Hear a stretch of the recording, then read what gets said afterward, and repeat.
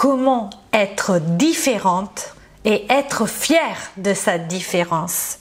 Comment être tellement fière d'être différente que ce que disent les autres, même si on ne plaît pas aux autres, on s'en fiche. Si tu veux savoir comment affirmer ta différence à tel point de ne plus te soucier de ce que les autres pensent, eh ben, let's go!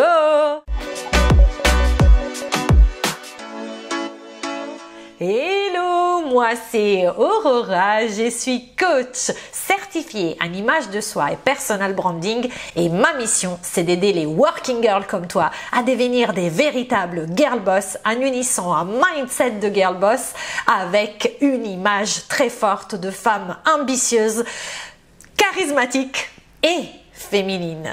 Si tu es là, c'est que tu t'intéresses aussi justement à l'image en tant qu'outil. Et moi, je vais te dire que l'image est un outil de développement absolument sous-coté, car yes, quand tu arrives à exprimer à l'extérieur qui tu es à l'intérieur, c'est là où tu es véritablement authentique et c'est là où tu peux attirer à toi les bonnes personnes et les bons événements dans ta life. Si tu es nouvelle, bienvenue, j'ai un cadeau pour toi. Tu peux télécharger dans la barre d'infos absolument gratuitement le PDF contenant les 7 pièces incontournables que toute girl boss devrait avoir dans sa garde-robe. Et si ça fait un bout de temps que tu me suis et tu as envie de devenir cette nouvelle toi, une femme ambitieuse, puissante, charismatique et aussi stylé, il est peut-être temps de booker aussi le call gratuit avec moi qui te permettra d'avoir ton bilan et surtout de voir si on peut travailler ensemble. Inscris-toi au questionnaire par contre que si tu as décidé d'investir sur toi et devenir cette nouvelle femme. Suis-moi aussi sur Instagram où tous les jours je publie plein de choses. Abonne-toi à cette chaîne tout de suite. Mets-moi un pouce bleu, c'est ultra important pour que YouTube comprenne que ces vidéos-là ont de la valeur et elles méritent d'être montrées à plusieurs girl boss. Et sans plus tarder, rentrons dans le vif du sujet. Désolée. Alors, tu te sens différente. Et jusqu'à là, pas de souci. Maintenant, tu le vis mal. Pourquoi? Parce que les gens autour de toi te le font remarquer et que tu sens cette différence comme une tare. Le problème, c'est que tant que tu la vis comme quelque chose qui ne devrait pas être là, ou peut-être comme quelque chose qui pour toi devrait être là, mais ça te gêne, ça t'empêche. Bon, je n'ai pas réussi à le dire. Ça t'embête que les autres ne te reconnaissent pas, au fait, cette diversité, ou que peut-être pour les autres, ce soit une tare, quelque chose qui ne devrait pas être là, etc. Et du coup, ce qui va se passer, c'est que tu vas ne pas assumer cette différence, tu vas la vivre comme si c'était cette différence qui faisait de toi le maillon faible. Le problème ne vient pas des autres. Le problème vient de ce que tu penses de toi. Si tu as envie, dur comme fer, de te conformer aux autres, ta différence, forcément, tu vas mal la vivre. Parce que tu n'arrives pas, mais le truc c'est que même si tu essayes très dur de devenir quelque chose d'autre, ou quelqu'un d'autre, ou de porter un masque pour faire semblant d'être comme les autres, pour être ensuite accepté par les autres, tu vas souffrir. Et tu ne vas pas être bien.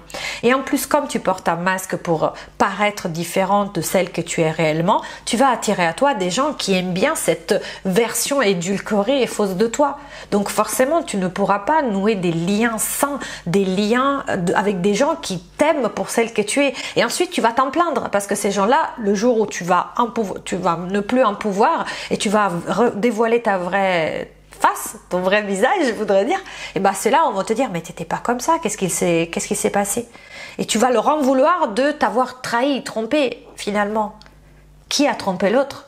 Parce que si on n'est pas nous-mêmes, forcément c'est nous qui trompons les autres. Donc l'idée ici c'est au contraire de avoir assez de confiance en toi pour réussir à affirmer ta diversité sans ne plus vouloir se conformer aux autres. Par exemple, quand moi je te dis que oui, on peut être ultra féminine, parce que je te dis pas un tout petit peu, je te dis ultra féminine et professionnelle.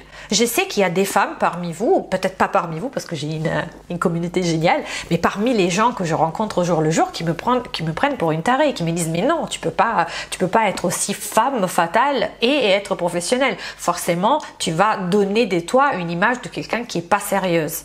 Eh ben, je suis pas d'accord. Donc, il y a des gens qui vont commencer à me critiquer pour ça. Je m'en fous. Je les laisse dans leur jus. Moi, je n'arriverai pas à les convaincre. Dis-toi ça. Tu ne peux pas changer les gens. Tu ne peux pas manipuler ce que les autres pensent de toi. En revanche, tu peux être tellement droite dans tes bottes que les autres, même s'ils ne sont pas d'accord avec toi, vont quand même se poser la question. Et si elle avait raison ? Et si c'était possible? Et si peut-être c'était moi qui me trompais? Tant qu'ils te voient scrambling, tant que tu es pas sûr de toi, que tu es là en train d'avoir la je ne suis pas sûr de moi, bah les autres ils vont hey toi, tu es différente, c'est nul. Mais dès que tu es d'aplomb, dès que tu es sûr de toi, bah d'un coup, tu mets en doute leurs croyances. Même si finalement, ils vont rester sur leurs croyances parce que tu sais que les gens ne te jugent pas pour celle que tu es. Les gens te jugent par rapport à leur filtre. Et leur filtre, c'est quoi? C'est leur éducation, c'est les milieux professionnels où ils ont évolué, c'est l'origine, c'est la culture, c'est tout ça. Donc finalement, tu pourras pas changer tout ça. C'est des croyances trop ancrée, c'est que chaque personne peut décider de la changer, de changer ses croyances si elle en a envie, mais c'est certainement pas nous qui pouvons dire aux autres quoi penser. En revanche, on peut planter une petite graine. Et la petite graine, c'est juste, regarde-moi pour celle que je suis authentique. Je ne te plais pas? C'est de qui le problème? C'est à moi le problème ou c'est le tien? Parce que moi, je n'envahis pas ta place. Je te dis juste qu'on peut être différent. Regarde aussi l'environnement dans lequel tu évolues. C'est-à-dire que tu te sens différente par rapport à qui? Par rapport à quoi? Parce que parfois, je me suis rendu compte qu'on veut tellement se conformer aux autres, on veut tellement s'adapter, s'intégrer. Moi, c'est ce qui m'est arrivé quand je suis arrivée en France. En fait, j'étais totalement différente, déphasée et décalée par rapport à la culture d'ici. On dit tout le temps Italie-France, les pays voisins, les cousins. En réalité, il y a des abîmes de différences culturelles. Et quand je suis arrivée ici, j'avais 19 ans. Ne serait-ce que la façon dont je m'habillais, ça clashait quoi. Donc la façon dont je m'exprimais, j'ai dû vraiment m'adapter. Au départ, comme tous les enfants entre guillemets, qu'est-ce que j'ai voulu faire, c'est me conformer au nouvel environnement. Mais finalement, est-ce que je suis adaptée? Parce que je te dis un truc, si tu es quelqu'un de très solaire, très féminin, très dans le partage, et que tu vas évoluer dans un milieu professionnel où tu as des personnes qui ont des dents qui rayent le parquet, qui sont toujours moi, je fais de la rétention d'infos, peut-être j'utilise ce que tu m'as dit pour cafeter en réunion, pour dire aux autres que tu es au bout du rouleau alors que tout simplement tu m'as paru fatiguée, bref. Et à ce moment-là, est-ce que je suis dans le bon milieu pour moi? Parce qu'encore une fois, tu ne pourras pas changer les autres. En revanche, tu as le choix de dire « ça ne correspond pas à mes valeurs, je ne reste pas ». Sans leur en vouloir. Parce que c'est là la clé. Souvent, on part, on claque la porte ou dans notre tête, on claque la porte, même si on ne le fait pas physiquement, parce qu'on leur en veut. Ah, vous avez cette ambiance a changé, cette ambiance est pourrie, depuis qu'il y a la nouvelle direction, les valeurs ont changé et on en veut aux gens. On voudrait que, voilà, ils payent même pour ce qu'ils nous ont fait subir. Dis-moi dans les commentaires si t'es pas passé par une situation professionnelle qui te rappelle quelque chose. Doesn't ring a bell. Bref. Mais du coup, dis-toi un truc. Le plus difficile et en même temps le plus facile et le plus libératoire, c'est de quitter l'endroit ou la personne aussi avec laquelle tu es sans haine, sans leur en vouloir. Juste en se rendant compte que finalement, on a des intérêts qui divergent. Peut-être à un instant T, on avait des intérêts convergents, on avait les mêmes. Mais maintenant, c'est fini. On n'est plus comme ça. Donc pourquoi leur en vouloir d'être ceux qu'ils sont ? Même si dans nos têtes, ils ont changé dans le mauvais sens. Peu importe, ils ont le droit d'évoluer et tout le monde n'évolue pas dans le même sens. Parfois, même quand on est dans des couples, au début on se met ensemble et on est un peu sur un rail. On est un peu comme des personnes qui évoluent dans la même direction, comme parallèle. Et puis après, finalement, il y en a un qui part à gauche, il y en a un qui part à droite. Et ce n'est pas mal la gauche ou mal la droite dans l'absolu. C'est juste que les gens ont pris une direction différente. Donc plutôt que leur en vouloir d'avoir pris pas la bonne direction par rapport à celle que nous on a pris, et bah tout simplement rendez-vous compte que peut-être il est temps pour vous de partir sans en vouloir aux personnes, juste parce que ça ne vous correspond plus.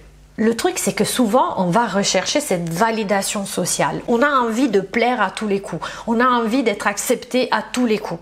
Et quand ça t'arrive, essaye de te recentrer sur toi-même et de voir ce que tu ressens. Si par exemple tu arrivais à te sentir conforme à l'environnement social, à l'environnement de travail, à l'environnement de ta famille, qu'est-ce que tu ressentirais? Est-ce que tu ressentirais est-ce que tu te sentirais soulagé, ou au contraire, oui, apparemment, en fait, de façon apparente, tu te sentirais soulagé, mais finalement, au fond de toi, c'est comme si tu rognais une partie de toi. Parce que souvent, qu'est-ce qu'il se passe? On a tellement envie d'être accepté par les autres qu'on est prêt à renier une partie de notre personnalité. Mais au fond de nous, si on allait interroger à la source les émotions qu'on ressent, on ressentirait que c'est pas la bonne voie non plus. Parce que c'est comme si on prenait sur nous, en fait. Donc, à chaque fois que tu as envie d'être d'une certaine façon, dis-toi, est-ce que j'ai envie d'être de cette façon pour moi? Et là, je serai en paix. Ou c'est pour les autres? Est-ce que j'ai envie d'avoir ce job pour faire plaisir à mon père parce qu'il a payé mes études et je ne veux pas le décevoir? Ou pour faire plaisir à mon mari parce qu'il a été à côté de moi quand j'étais étudiante?